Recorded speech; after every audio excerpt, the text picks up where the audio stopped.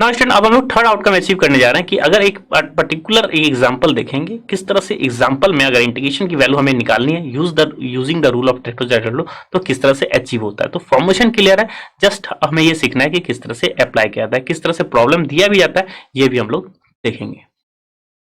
So student, हमें evaluate करना है integration 0 to 6 dx upon 1 plus x का यूज ट्रेपेजॉइडल। तो स्टूडेंट्स, हमें ट्रेपेजॉइडल रूल पता है, किस तरह से ट्रेपेजॉइडल रूल होता है, जस्ट उसको रिकॉल कर लेते हैं रूल को।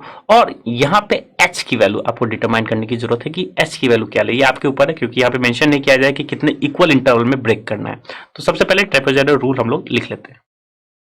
ट्रेपेजॉइडल रूल हम लोगों ने गवर्न किया है, तो क्या है, integration A to B F of X D X, A to B को हम लोग इन जनरल एक्स नॉट और इसको हम लोग x naught plus n s represent कर रहे हैं। तो ये क्या है, h by two y naught plus y one plus twice time y one plus y two plus and so on y n minus one, where y naught and y n is the corresponding value of x in form of y equals to f of x में अगर है तो। सो अगर इस rule को apply करना है तो सबसे पहले क्या आपको जो है ढूंढने की जरूरत है एच। सिंस स्टूडेंट यहाँ पे इक्वेशन या इस प्रॉब्लम में वैल्यू नहीं दे रखी है ऐसी, यानी कि कहा नहीं गया है कि कितने सब इंटरवल में ब्रेक करना है, तो आपके ऊपर है कितने इंटरवल में ब्रेक करेंगे। अगेन, जितने ज्यादा इंटरवल में ब्रेक करेंगे उतना ज्यादा एक्यूरेसी होगी एग्जैक्ट वैल्यू से। सो आप इसको क्या कर सकते हैं, स्टेप साइज 1 भी ले सकते हैं, स्टेप साइज 2 भी ले सकते हैं, स्टेप साइज 0.5 भी ले सकते हैं। यानी कि अगर आपके पास 0 है और 6 है, इसको हमें ब्रेक करना है इंटरवल्स के फॉर्म में, तो ये आपका एक्स की वैल्यूज है। तो लेट्स से हम 1 स्टेप लिए, यानी h की वैल्यू 1 लिए, तो क्या हो जाएगा वैल्यू, x की वैल्यू क्या क्या हो गया, 0 1 2 3 4 5 एंड 6। तो हमने लेंथ क्या लिया 1, यानी h की वैल्यू हमने 1 लिया। और जैसे ही h की वैल्यू 1 लेते हैं तो जो वैल्यूज आती है वो x की वैल्यू होती है। यानी कि आपके पास ये, अगर हम लोग नोटेशन के अकॉर्डिंग देखें तो ये अब आपका x0 है, ये x1 है, ये x2 है, ये x3 है, ये x4 है, ये x5 है, ये x6 है। ये हमारा नोटेशन है x0 टू x6। तो ओवरऑल इक्वल, अब सब इंटरवल में कितने ब्रेक किया, तो इंटरवल 1 में 1 है तो 0 to 1, सेकंड इंटरवल क्या हो गया 1 to 2, third interval 2 to 3 and 3 to 4, 4 to 5 and 5 to 6। तो हमने इस इक्वली डिवाइड किया विद द स्टेप साइज 1। अब इसके कॉरस्पॉन्डिंग y की वैल्यू निकालनी है हमें, यानी कि ये आपके लिए x की वैल्यूज है, x0 x1 x2 x3 x4 x6 तक क्या वैल्यूज है, x की वैल्यूज है।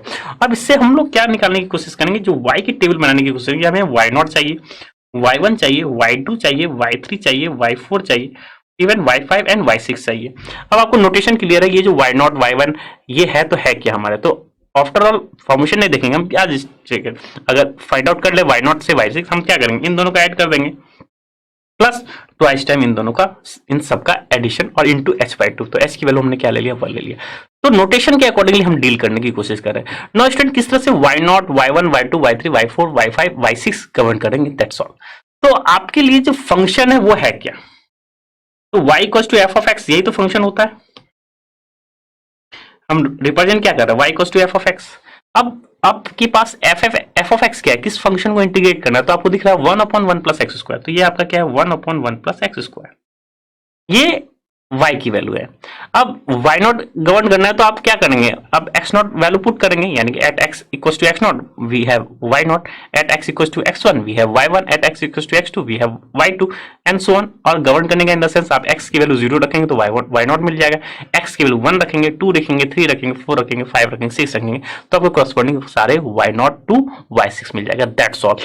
दैट मीन्स हम फंक्शन लिख लेते हैं और फंक्शन में x की वैल्यू जो है पुट कर देते हैं। और x की वैल्यू किस तरह से अचीव होती है, जो लोअर लिमिट और अपर लिमिट में, अपर लिमिट है उसको कितने इंटरवल्स में आपने ब्रेक किया, और या आप इक्वल लेंथ क्या रखें, तो हमने h इक्वल्स टू 1 लेंथ रखा है तो उसके कॉरस्पॉन्डिंग वैल्यू है। आप h इक्वल्स टू 0.5 भी ले सकते थे, आप h इक्वल्स टू 0.25 भी ले सकते थे। तो ओवरऑल आपके पास जो वैल्यूज होती है वो बहुत ज्यादा वैल्यूज आती है, क्योंकि ज्यादा वैल्यूज x की वैल्यूज आ जाती है अगर और छोटे छोटे इंटरवल्स में हम ब्रेक कर देते तो यहाँ पे हमने h इक्वल्स टू 1। अब स्टूडेंट, बस आप एक टेबल गवर्न कर लीजिए, यानी कि y0 टू y6 कैलकुलेट कर लीजिए using f of x equal to 1/1 plus x square.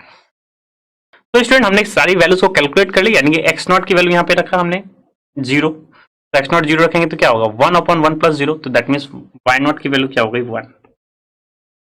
x1 की वैल्यू 1 रखा तो 1/1 प्लस क्या हो गया 1, तो यानी कि 1/2, तो क्या हो गया 0.5। सिमिलरली 2 रखेंगे इस पर्टिकुलर वैल्यू में, यहाँ पे x आपके पास गिवन है 1/1 प्लस 2 स्क्वायर, फिर 3 रखेंगे तो आपके पास दिख रहा है 1/1 प्लस 3 स्क्वायर। 4 रखेंगे तो आप क्या लिखेंगे 1/1 प्लस 4 स्क्वायर, तो वैल्यू आ जाएगी 0.0588।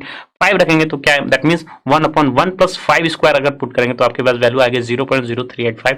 और 6 रखेंगे दैट मीन्स जो वैल्यू आएगी 1/1 प्लस 36 को आपको यूटिलाइज यानी कि 1/37 को सॉल्व करेंगे तो वैल्यू आ जाएगी 0.027। अगेन स्टूडेंट न्यूमेरिकल टेक्निक्स में आपको कैलकुलेटर अलाउड है, तो सारी वैल्यूज एग्जैक्टली आप डिटरमाइन कर सकते हैं अपने कैलकुलेटर में।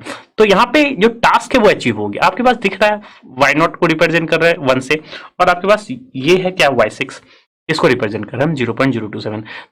या आप रूल को जो है किस तरह से जो है फॉलो किए हैं वो अगर समझ में आ गया तो आपको नोटेशन भी क्लियर, नोटेशन को भी यूटिलाइज करने की जरूरत नहीं। क्या है rule, h/2 into first term plus last term, यानी 1 plus 0.027 plus twice time in between the terms, that's all. So trapezoidal rule क्या हो गया, 0 to 6 dx/1 plus h square h/2 y0 plus y6 plus twice time y1 plus y2 plus twice time sum of all the terms y1 plus y2 plus y3 plus y4 plus y5।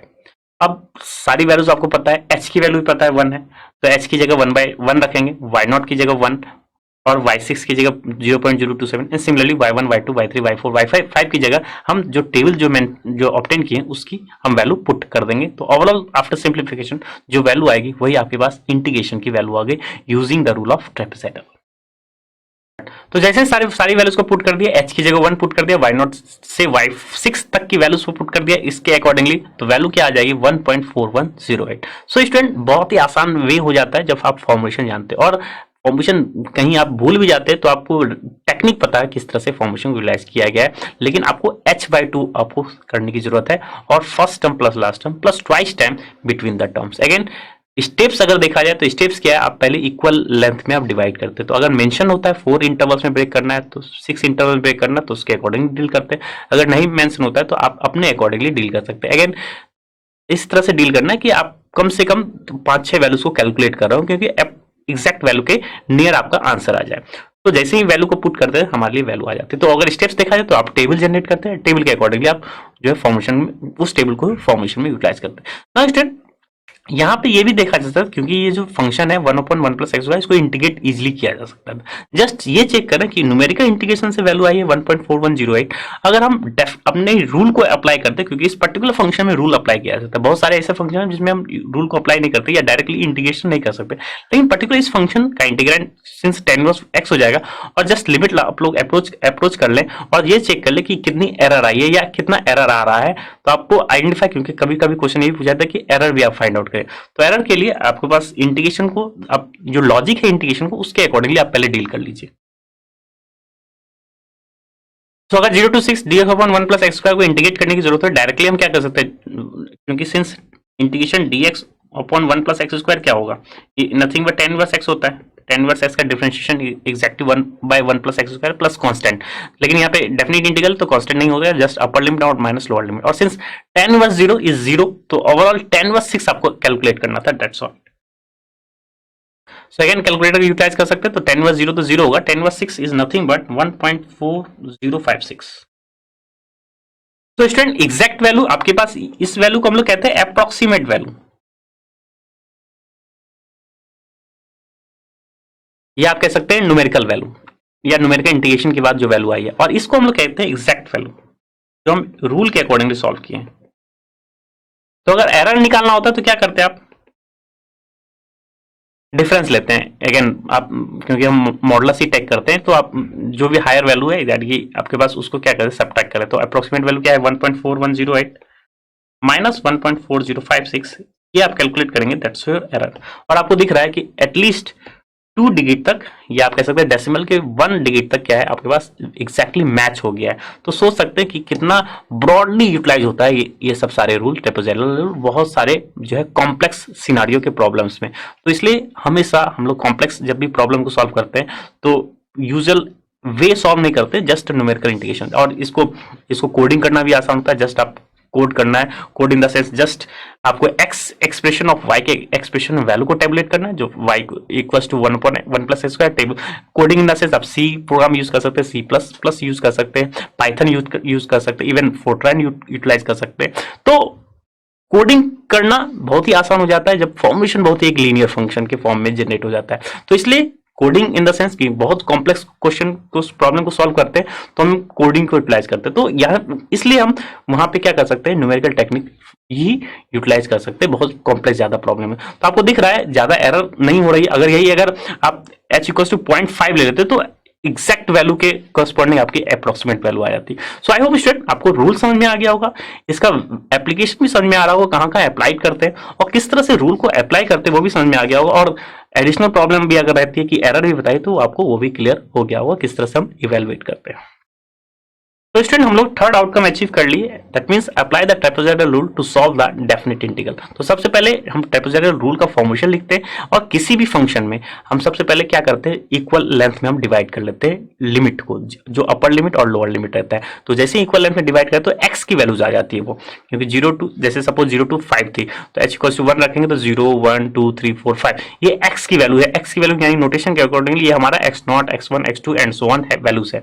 और फिर हम क्या करेंगे, जो भी function की value रखी रहती है, जैसे सपोज आपको इंटीग्रेट करना था साइन एक्स को इंटीग्रेट करना, तो साइन एक्स ये आपका एफ ऑफ एक्स है, यानी एक्स नॉट रखेंगे तो वाई नॉट मिलेगा, x1 रखेंगे वैल्यू तो y1 मिलेगा, x2 रखेंगे तो आपके पास y2 मिलेगा। सिमिलरली जितनी वैल्यूज हैं उससे करस्पॉन्डिंग हम टेबल जनरेट कर लेते हैं x नॉट x और y का, दैट मींस x नॉट से xn के बीच का पर्टिकुलर और उसके अकॉर्डिंगली y नॉट से y n। जैसे ही टेबल गवर्न करते हैं तो रूल बहुत ही सिंपल हो जाता है, just h/2 first term plus last term plus twice term sum of between all the terms. और इसको रूल को अप्लाई करके हम किसी भी फंक्शन का इंटीग्रेट कर सकते हैं और किसी फंक्शन का डेफिनेट इंटीग्रल हम इजीली कैलकुलेट कर सकते हैं।